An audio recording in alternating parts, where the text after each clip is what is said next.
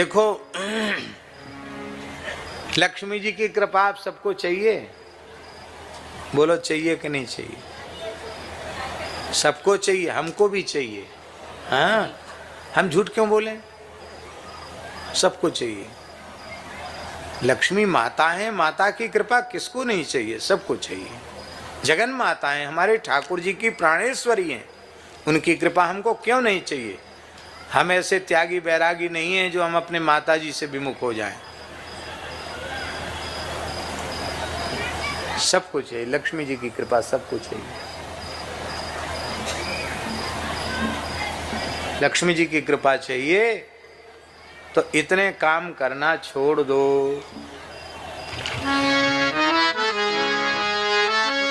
लिखने योग्य श्लोक है। कुचैलिनम दंतमलोपधारिणम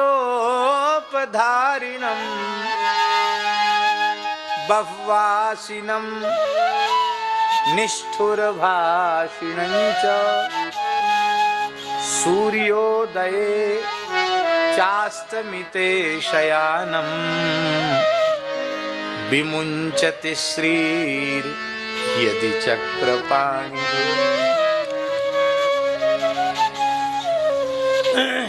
इतने दोष नारायण भगवान में भी आ जाएं तो उनको छोड़ के लक्ष्मी जी चली जाएंगे। हम तुम तो किस लाइन में?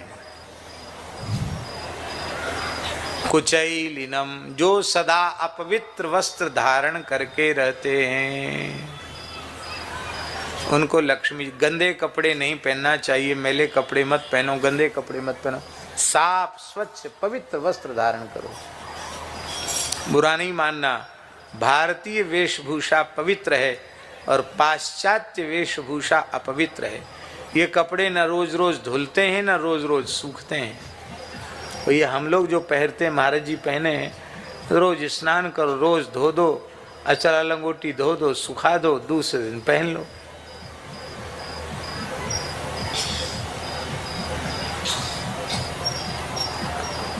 अब जो इस समय बहुत मोटा कपड़ा चला है, क्या जीन्स कहते क्या कहते, वो तो पता नहीं धुलता होगा कि नहीं धुलता होगा, अथवा कैसे धुलता होगा, हमें अनुभव भी नहीं है, जरूरत भी अनुभव की नहीं है। उसको भी लोगों ने फाड़ के पहनने का फैशन शुरू कर दिया। पहले तो हम सोचते थे शायद कहीं कुछ लग गया होगा, फट गया, तो किसी से हमने पूछा, कहीं नहीं, फट नहीं गया, ये फटे हुए कपड़े की कीमत ज़्यादा है।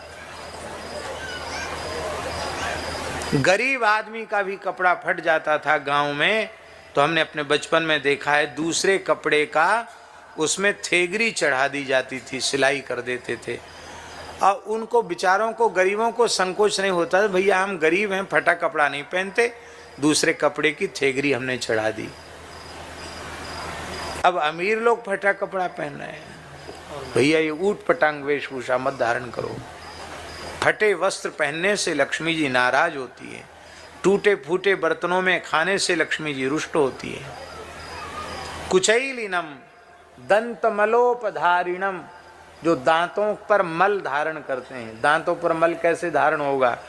तम्बाकू खाओगे, खूब पान खाओगे, दिन भर बकरिया जैसा मुंह चबाते रहोगे, कुछ ना कुछ मुंह में गुटका फुटका जाने क्या क्या उटपटांग चीजें मुंह में डाल के रखोगे, तो दांत गंदे रहेंगे, खराब दांत रहेंगे। दंत मलोपधारिणम, वेद में लिखा है शास्त्री, शुक्ल दंता ब्राह्मणा, शुक्ल दंता, जो निर्व्यसन होगा वही शुक्ल दंत होगा, जो व्यसन युक्त होगा वो शुक्ल दंत नहीं हो सकता। साधक को निर्व्यसन होना चाहिए। कुचैलिनम दंतमलोपधारिणम बह्वासिनम, जो खूब ठूस ठूस के खाते हैं, उनसे भी लक्ष्मी जी नाराज हो जाती हैं। गले में जलन पड़ रही है, भीतर वाला मना कर रहा कुछ मत खाओ, और बढ़िया राजभोग गुलाब जामुन रबड़ी सामने आई, हा हा हा हा, प्रसाद का तिरस्कार हम नहीं कर सकते। प्राप्त मात्रेण भोक्तव्यम, नात्र कार्या विचारणा, भले ही उल्टी हो जाए। अरे भाई अब कोई बाजरे की रोटी भोग लगा के धर दे, अरे महाराज अभी माला पूरी नहीं भाई, बाद में देखा जाएगा। तो बाजरे की रोटी में प्रसाद निष्ठा कहाँ चली गई? और रबड़ी मलाई मालपुआ देख के प्रसाद निष्ठा उदय हो गई। ये प्रसाद निष्ठा नहीं है, ये पदार्थ निष्ठा है। ठूस ठूस के नहीं खाना, जितना आवश्यक है शरीर के व्यवहार के लिए खाना उतना खाना, उससे अधिक नहीं खाना। कुचैलिनम दंतमलोपधारिणम बहुवासिनम निष्ठुर भाषिणं च। बहुत से लोगों का स्वभाव होता है, वो बोलते ही ऐसे हैं कि बस मानो मीठा बोलना जानते नहीं, कड़वा ही बोलते हैं। बुझते हैं, किसी का स्वभाव होता है टेढ़ी बेड़ी बात करने का। अब बोलेंगे तो व्यंग में ही बोलेंगे।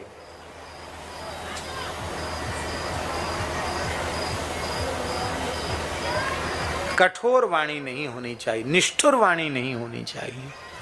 वाणी ऐसी बोलिए मन का आपा खोए, औरन को शीतल करे आप ही शीतल होए। बातन हाथी पाइए बातन हाथी पांव, इसलिए मृदुभाषी बनो, कटुभाषी मत बनो। मृदुभाषी से लक्ष्मी जी प्रसन्न होती है।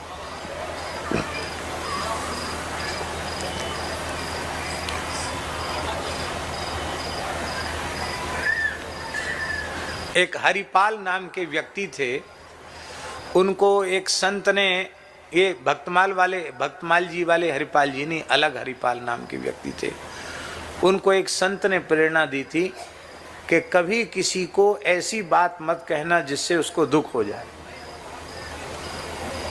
एक राजा के यहाँ गरीब आदमी थे, नौकरी करने लगे।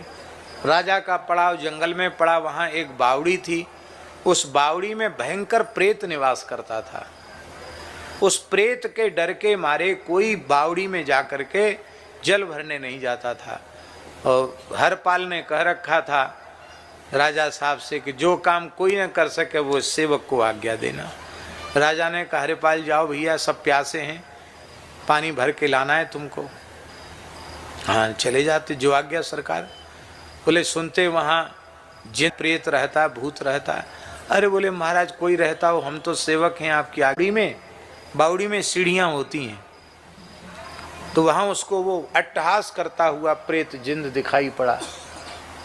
उस प्रेत ने, वो भयंकर रूप में था, कंकाल, एक कंकाल को अपनी छाती से चिपका रखा था। कंकाल जानते हो ना, हड्डियों का ढांचा, उसको छाती से चिपका रखा था। वो हड्डियों का ढांचा कौन था? वो उस व्यक्ति की पूर्व जन्म की पत्नी ही थी, पत्नी के शरीर का ढांचा था। द्वेष के कारण और आसक्ति के कारण ही तो प्रेत बनते हैं। पत्नी का ढांचा था उसका, हड्डियों का ढांचा। वो प्रेत सबसे एक ही बात पूछता था, ए मेरी प्यारी तुमको कैसी लग रही है? सब कहते कैसी लग रही है, हड्डियों का ढांचा है। सोई वो मार देता था जान से। हरिपाल से पूछा अट्टहास, ए तुम कौन हो? कहा मैं हरपाल हूँ। किस लिए आए हो? बोले पानी भरने आए हो। पहले मेरी एक बात का उत्तर दो, ये मेरी पत्नी है, कैसी लग रही है? हरपाल ने मन में सोचा, संत ने कहा था ऐसी बात मत कहो कि किसी को कष्ट हो। अरे हमको देखने में हड्डियों का ढांचा लग रहा है, इसको तो इसकी प्यारी लग रही है। बोले महाराज जब आपको प्यारी लग रही है तो हमको बुरी क्यों लगेगी? ये तो बहुत सुंदरी है, बहुत प्यारी है, बहुत अच्छी है। तो वो हंसा, हंस कर के बोला वाह, इतनी अच्छी बात कहने वाला जीवन में कोई आया नहीं। हमने सैकड़ों लोगों को जान से मार डाला, यहाँ जो आए सब मौत के मुंह में चले गए, पर तुमने ठीक बात कही, मेरी घरवाली बहुत सुंदर है, तभी तो मैं छाती से लगा के रखता हूँ। मैं खुश हूँ, तुम मुझसे कुछ मांग लो। कहा आप दे देंगे? हाँ जरूर दूंगा। बोले आप इस बावड़ी को छोड़ के परेशान होते पानी के बिना। उसने हंसते हुए कहा कि तुमने मुझे वचनबद्ध कर लिया, इसलिए मुझे अब जाना पड़ेगा। छोड़ के चला गया। पानी लेके आए, बोले अब जिसकी इच्छा हो सब भर लाओ पानी, अब प्रेत नहीं है वहां। चला गया प्रेत। कटु भाषा मत बोलो, मीठी भाषा बोलो। हमारे महाराज जी पूज्य गुरुदेव भक्तमाली जी, उनकी वाणी से दास ने कभी कटु शब्द का श्रवण ही नहीं किया। माने महाराज जी सन 1981 से 2006 तक की तो हमें पूरी स्मृति है। 1981 में दास उनके चरणों में उनकी कृपा से पहुंचा और 2006 तक अंतिम क्षण तक उनकी सन्निधि इस दास को प्राप्त रही। आज भी उनकी सन्निधि है। गुरुजन कहीं जाते थोड़े ही हैं, आज भी उन्होंने हाथ पकड़ रखा है। ऐसे पूज्य सद्गुरु भगवान, हमने कभी उनमें क्षोभ नहीं देखा, कभी उनकी वाणी से कटु भाषा का प्रयोग नहीं सुना, आज तक नहीं सुना। विकट से विकट परिस्थिति में कभी कटु भाषा महाराज जी की वाणी से नहीं सुनी। उनकी एक कटु भाषा का हम उदाहरण दे रहे हैं। एक संत ने पिटाई करवा दी। वृंदावन की घटना है। एक संत ने परस्पर झगड़े में पिटाई करवा दी और जिस संत की पिटाई करवाई वो महाराज जी के पास पढ़ते थे। उन्होंने कहा महाराज जी मेरा कोई अपराध नहीं था, अमुक संत ने हमको पिटवाया। और वो कर ही रहे थे शिकायत, तब तक वो संत आ गए। अपनी सफाई देने लगे कि महाराज मैंने तो कुछ नहीं किया। बोले आपने पीटा तो नहीं, पर ये कहते पिटवाया। तुम खड़े तो थे वहाँ, यदि नहीं पिटवाया तो तुम बचा नहीं सकते थे इनको? क्या बचाना चाहिए था? भाई अपना भाई पिट रहा है, आपको बचाना चाहिए था। अब महाराज जी उनसे बोल रहे संत से, ये उनकी कठोर वाणी का प्रयोग बता रहे महाराज जी का। वाह धन्य है अमुक नारायण दासी, धन्य है, आपको हम दंडोत प्रणाम करते हैं। अरे राम राम, अभी महंत तो आप बन नहीं पाए, संत सेवा आपने पहले से ही शुरू कर दी। महाराज जी बोले अमुक नारायण दासी महाराज आपको प्रणाम है। और अभी महंती वाला झगड़ा था, तो महाराज जी बोले अभी महंत तो बन नहीं पाए और संत सेवा पहले से शुरू कर दी। जानते हो हमारे गुरु महाराज कहते थे इस प्रकार की संत सेवा करने वाले 1000 महंतों में से 999 नरक जाते हैं। एक कोई हरि गुरु संतों की उपासना करने वाला, गौ ब्राह्मण की उपासना करने वाला होता है, वो भगवान के धाम को जाता है। कहने का आशय है, अब देखो वो डांट रहे हैं एक संत को, पर क्रोध में भी कैसी वाणी है। अब वैसे परंपरा से देखा जाए तो हनुमानगढ़ी के नागा थे, पट्टी बसंतिया के नागा थे। हनुमान जी की 6-6 महीना 2 बार पूजा की, गंगा सागर में 2-2 बार पूजा की। और बुरा नहीं मानना कोई नागा जी बैठे हों तो नागाओं को गाली गलौज की भाषा पढ़ानी नहीं पड़ती है।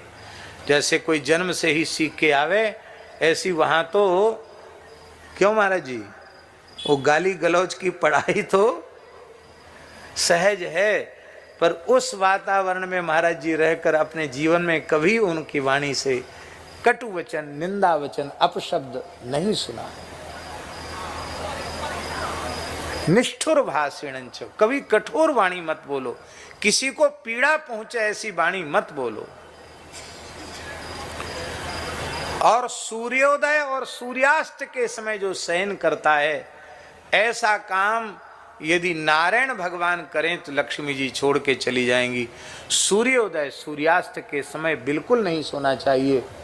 ध्यान से सुनो, बीमार आदमी को भी सूर्योदय के समय सो रहा तो उठा के बिठा दो, महाराज जी कहते थे, बीमारी अपने आप कम होने लग जाएगी। सूर्यास्त हो रहा है, बीमार व्यक्ति होश में है, उसको उठा के बिठा दो, भैया सूर्यास्त हो रहा है, बैठ जाओ, टिक कर बैठ जाओ, अभी लेटो मत, पैर मत फैलाओ, संध्या का समय है। विमुंचति श्रीर यदि चक्रपाणि ही, तो इसलिए लक्ष्मी जी का आदर करना चाहिए। बोलो भक्तवत्सल भगवान की। राम कृष्ण की प्यारी गैया सारे जग की माता